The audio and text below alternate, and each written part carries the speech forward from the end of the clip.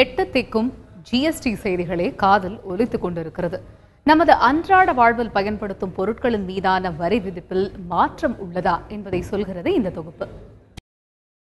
Soap, hair oil, paste உள்ளிட்ட அன்றாட பயன்பாட்டு பொருட்களுக்கான வரி 24% இருந்து 18% குறைக்கப்பட்டுள்ளது.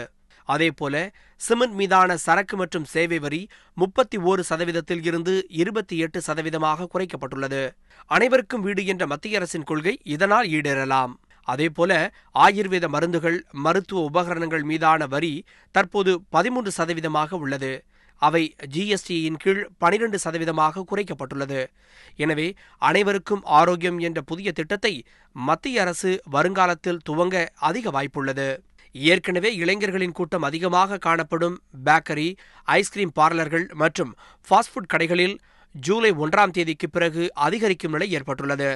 ஏனெனில் கேக் வகைகள், ஜாம், சாஸ், சூப் வகைகள், ஐஸ்கிரீம், துரித உணவு மசாலாக்கள் ஆகியவற்றுக்கான வரி 22% இருந்து 18% குறைக்கப்பட்டுள்ளதும் இதற்கு காரணமாக சொல்லலாம்.